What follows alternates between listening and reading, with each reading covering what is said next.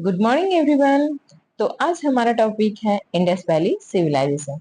हमने पिछले वीडियो में पढ़ा था कि इंडस वैली सिविलाइजेशन की खोज कब हुई। इंडस वैली सिविलाइजेशन की खोज कब हुई। अब हम देखते हैं कि इसका नाम इंडस वैली सिविलाइजेशन या फिर हड़प्पा संस्कृति क्यों रखी गई। इसका नाम हड़प्पा या हड़प्पा संस्कृति क्यों रखी गई। तो हमने देखा कि why why is it called Harappa culture. इसे क्यों हड़प्पा कल्चर कहा जाता है। ठीक है, teachers, it was in 1921 when excavation, इसकी एक्सकैवेशन कब किया गया, इसकी खुदाई की गई 1921 में। When excavate was first done at place called Harappa.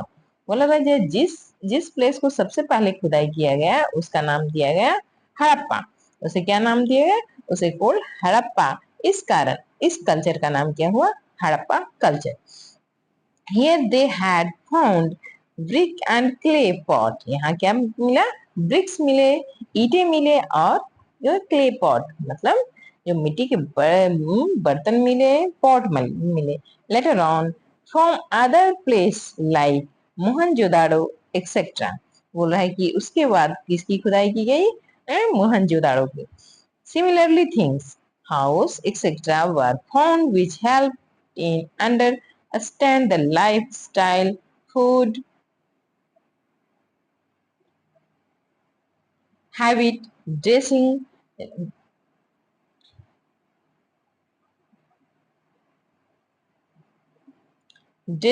sense, festivals, etc.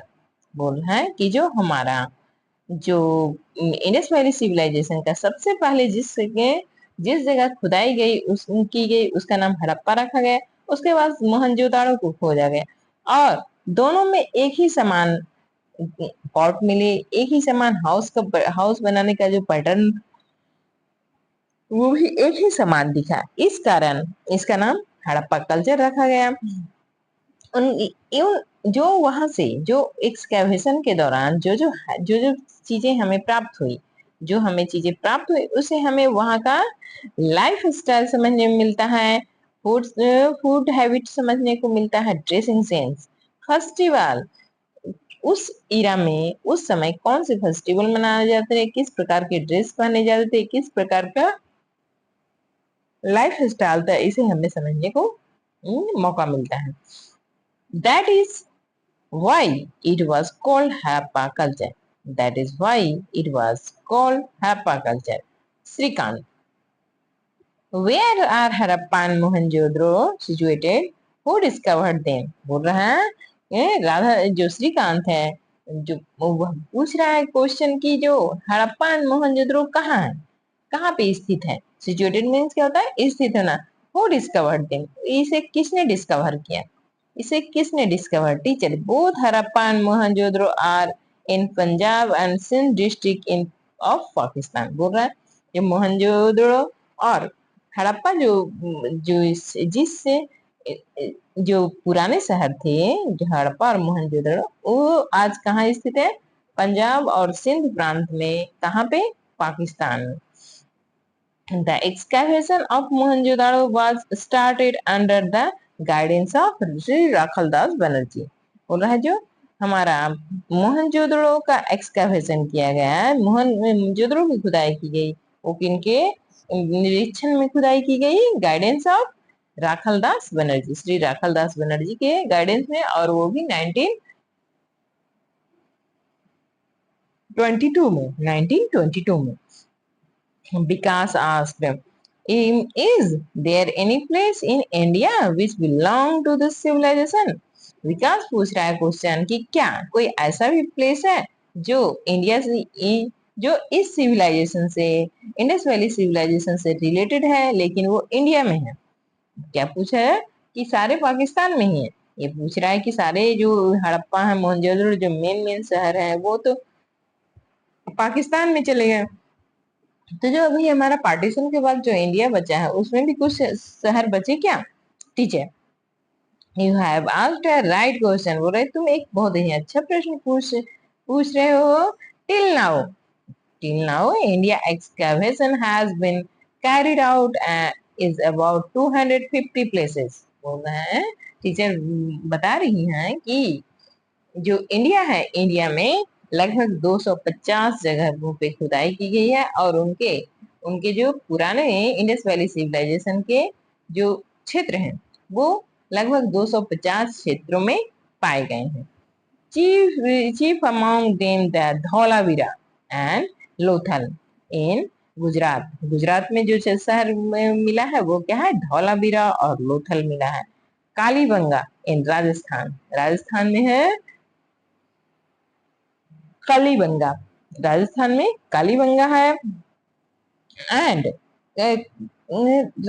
Kalibangan इन राजस्थान, रोपर इन पंजाब, रोपर कहाँ है, पंजाब में है. एंड आलमगीरपुर इन उत्तर प्रदेश, उत्तर प्रदेश तक के इंडस वैली सिविलाइजेशन के एक क्षेत्र फैले हुए थे, विस्तार था उत्तर प्रदेश तक, Uttar Pradesh. Thus, the Indus Valley Civilization extend, Indus Valley Civilization फैला हुआ था कहाँ तक, ओवर अफगानिस्तान, अफगानिस्तान तक फैला हुआ था, Punjab, Haryana, Rajasthan, Gujarat and western Uttar Pradesh. The civilization has flourished from 2600 BC to 1900 BC. और जो ये सिविलाइजेशन फला फूला कब से, 2600 BC, BC मतलब कि जो हमारी काउंटिंग में, जो हम जब आप बड़े होते हैं तो आप पढ़ते हो नेगेटिव नंबर, तो ये जो पीछे की काउंटिंग होती है ईसा पूर्व, ईसा पूर्व जो बीसी है, बिफोर कॉमन इरा या बिफोर क्रिस्ट इरा, उससे पीछे 26 ईयर्स अगो, 2600 ईयर्स अगो पहले यह सिविलाइजेशन क्या हुआ था, फल फूल रहा था. Calculate how many years ago would that be. अब बताओ, calculate how many years ago would that be. बोल रहा है कि कैलकुलेट करिए, तो आप कैलकुलेट करके बताइए कि how many years ago would that be. Okay. Teachers ask, please elaborate a bit about the Indus valley civilisation. तो सर बोल रहा है कि प्लीज इसको और इसमें और क्या क्या है इसके बारे में हमें इलेबोरेट मतलब जोड़ के बताइए कि इसके और क्या क्या है. Please elaborate a bit about Indus valley civilisation के बारे में. Teachers, we shall talk about it later. बोल रहा है कि मैं टीचर बोल रही है कि इसके बारे में हम बाद में बात करेंगे. First took the map carefully and find out near which river are those place locate a list. बोल रहा है कि सबसे पहले आप पिक्चर को देखो और पिक्चर देखने के बाद बता, लुक एट द मैप 3.1. यहाँ आप देखिए, यहाँ पे जो मैप दिया हुआ है, यहाँ पे जो मैप दिया हुआ है यहाँ पे, तो इसमें ये मैप में थोड़ी सी जो ये हड़प्पा है, यहाँ पे हड़प्पा का जो प्लेस है, हड़प्पा जो प्लेस है वो यहाँ पे है और मोहनजोदाड़ो भी यहाँ पे है. ये प्लेस थोड़ा डिस्प्लेस हो गया है. ठीक है, आपको मैं एक दूसरा पिक्चर दिखा रही हूँ. यहाँ देखिए, यहाँ देखिए, यहाँ देखिए, ये हड़प्पा यहाँ पे है, मोहनजोदाड़ो यहाँ है, बालाकोट यहाँ है, यहाँ लोथल है, ये देखिए वनवाली है, वनावली है, कालीबंगा है, कोटदीची है, धौलावीरा है. तो इस प्रकार वो जो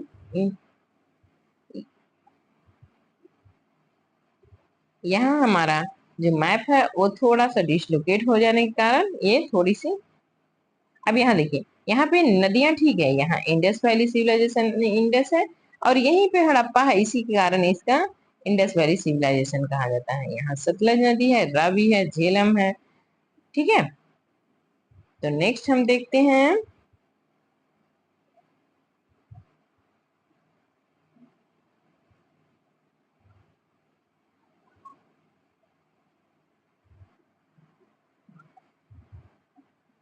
the settlement of cities. The settlement of city. Next day, Uzbala asked again, please tell us about the Indus Valley civilization in detail.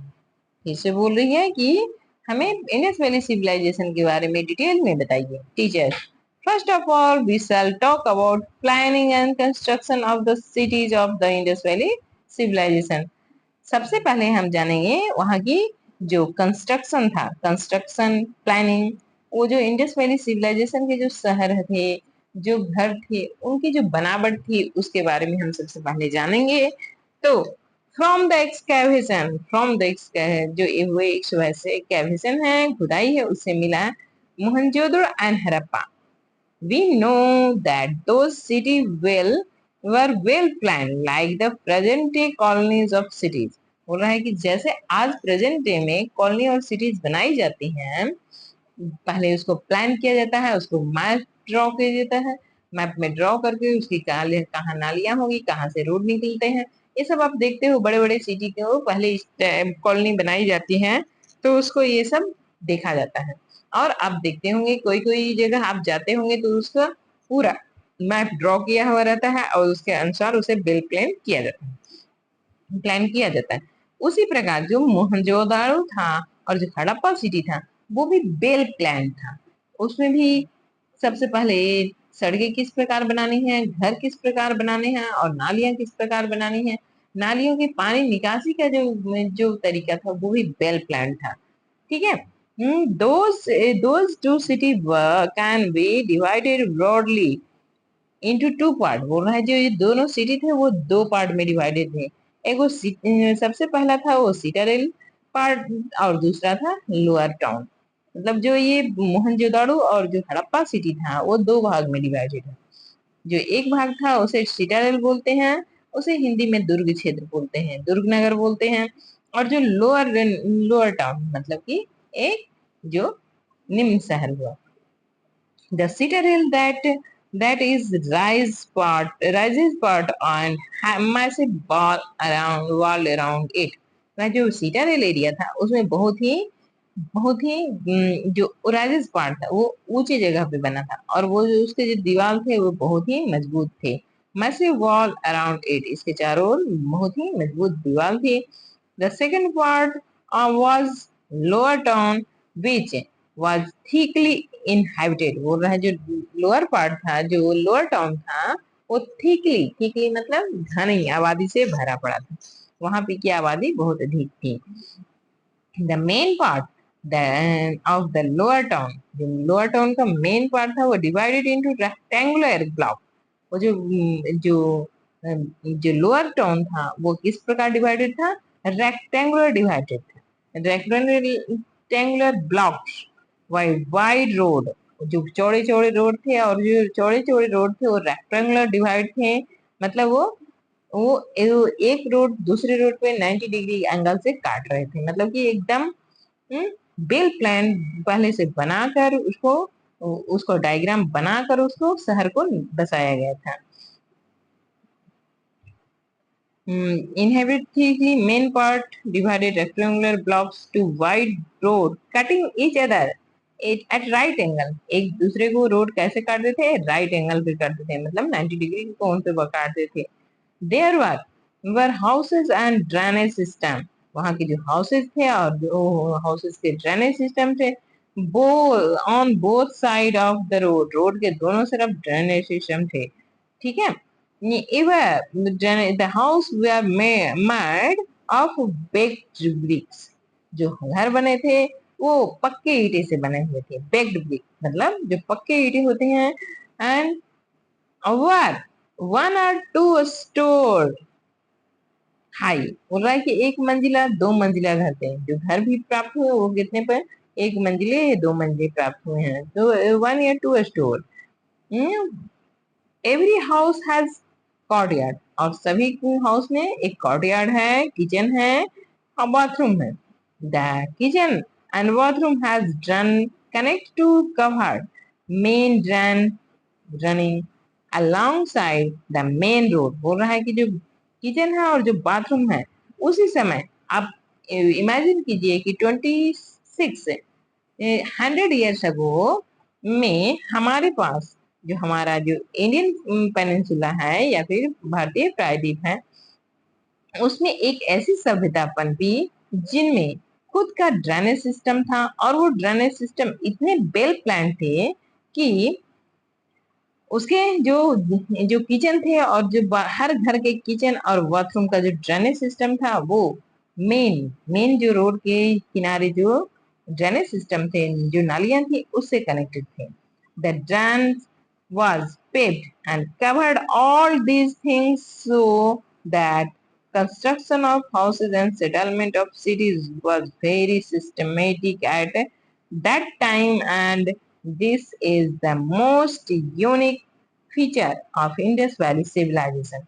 बोलो इंडस वैली सिविलाइजेशन की सबसे अच्छी खासियत यही है कि वहाँ का जो ड्रेनेज सिस्टम था, जो वहाँ के घर थे, वहाँ का जो कंस्ट्रक्शन था, वो पूरी तरह से वेल प्लान थे। बोल रहा है कि पूरी तरह से सिस्टमेटिक थे और पूरी तरह से, और जो नालियां थी वो ओपन नहीं थी, वो सभी क्या थी, नालियां क्या थी, वो ढकी हुई थी, कवर्ड थी। मेन बिल्डिंग्स, अब हम पढ़ेंगे मेन बिल्डिंग्स के बारे में। Is that a pound in picture 3.3। बोल रहा है ये जो पिक्चर है इसी के बारे में बात किया जा रहा है, क्योंकि ऊपर आप पिक्चर देखते हो 3.3, तो 3.3 में यहाँ पॉट है, यूटेंसिल है। यहाँ पे लिखने में थोड़ी सी कभी कभी बुक प्रिंट पे हो जाती है। 3.3 यानी कि इस के बारे में पूछा जा रहा है, तो बोलो क्या ये पिक्चर में जो है वो पाउंड है? Teachers, that things which is looking like pond to you in the picture is public bath है। बोल रहा है जो भी तुम्हें दिख रहा है वो क्या है, ये पब्लिक बाथ था। पब्लिक बाथ मतलब जहाँ सामूहिक रूप से सब स्नान करते थे। which was found at the excavation of Mohenjodaro. यह कहाँ से प्राप्त हुआ है, यह कहाँ से खुदाई करने पे ये कहाँ मिला है, तो मोहनजोदाड़ो में मिला है। This is constructed in the Citadel. ये कहाँ कंस्ट्रक्ट है, सिटाडेल में। यह दुर्ग नगर, जो दुर्ग क्षेत्र है वहां पे प्राप्त है, बना हुआ था। That is upper part of the town. Town के अपर पार्ट में यह बना हुआ था। There are rooms on all four side. देखो ये जो है ये पॉन्ड है और बीच में जो चारों तरफ है, इस तरफ में क्या थे, रूम थे। चारों साइड में क्या थे, रूम थे। Four side and the centre of the pool.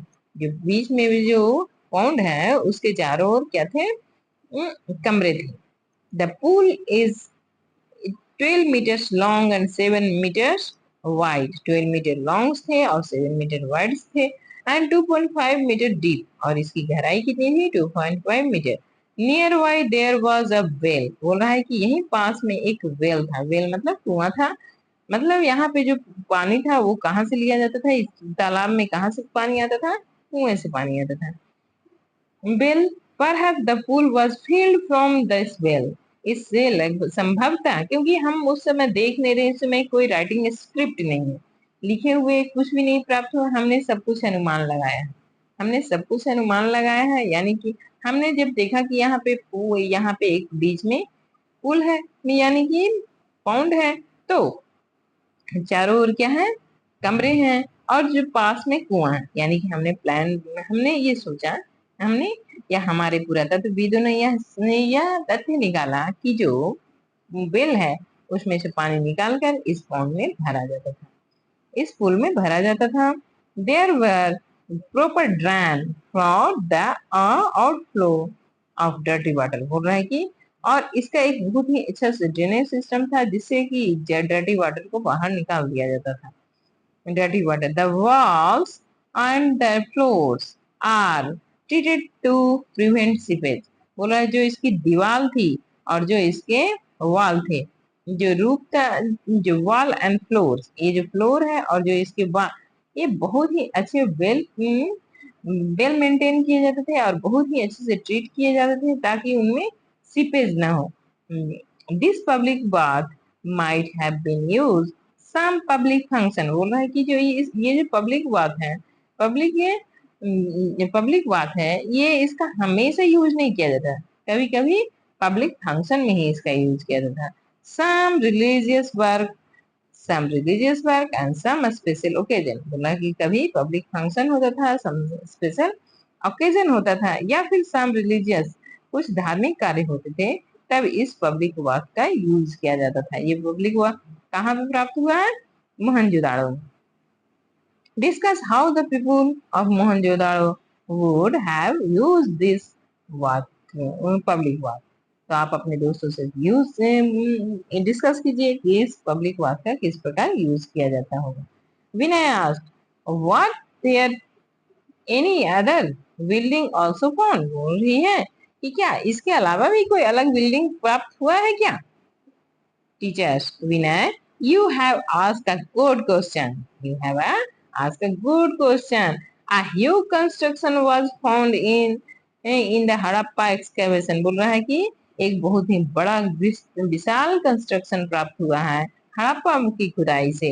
It is believed to be a granary. बोल रहा है कि जो बहुत बड़ा विशाल कंस्ट्रक्शन प्राप्त हुआ है, बहुत बड़ी बिल्डिंग प्राप्त हुई है, वो लगभग संभवतः क्या रही होगी? एक अन्य खाद्य भंडार रहा होगा। खाद्य भंडार जहाँ पे खाना को, जहाँ पे चावल अनाज को सुरक्षित रखा जाता है, तो वो खाद्य भंडार रहा होगा या फिर गोदाम रहा होगा। सचम ग्रैनरी है। Such construction have been found at several other place too. बोल रहा है कि ऐसा ही कंस्ट्रक्शन अदर प्लेस में भी प्राप्त हुआ है। It is possible that grants were collected from nearby village as taxes, and a store of such granaries to be used at a time of natural calamity, calamity like earthquake, flood, drought। बोल रहा है कि जो ऐसे construction थे, जो ग्रैंडरी type के construction थे, वो बहुत सारे प्राप्त हुए हैं। तब जो हमारे हिस्टोरियन है, जो हमारे पुरातत्वविद हैं, वो जो हमारे स्कॉलर हैं, वो बताते हैं कि शायद संभवतः वो सभी जो ग्रेन्स है उसका टैक्स के रूप में यू लेते होंगे। टैक्स के रूप में वो लोग अनाज लेते होंगे, ग्रांट्स लेते होंगे और उसको बड़े बड़े ग्रैंडरी में रखते होंगे, ताकि जब कभी अगर इसकी जरूरत पड़े, जैसे कि कभी कोई आपदा आ जाए, नेचुरल क्लैमिटी आ जाए, तो उसका यूज किया जाए, जैसे कि अर्थक्वेक, फ्लड, ड्राउट्स। मतलब अर्थक्वेक, भूकंप, बाढ़ या फिर सूखा, अगर ऐसी कोई स्थिति आ जाए तो उस समय क्या किया जाए? उस समय इन जो ग्रैंड्स को जो ग्रैंडरी में संरक्षित किया जाता था, उसे निकालकर उसे यूज किया जाए। फॉर्म ऑफ गवर्नमेंट, इस टॉपिक को हम नेक्स्ट वीडियो में पढ़ेंगे, फॉर्म ऑफ गवर्नमेंट। तो आप इसे पढ़ते रहिए, आप जो समझ में नहीं आता है उसे हमें पूछिए। ठीक है, धन्यवाद।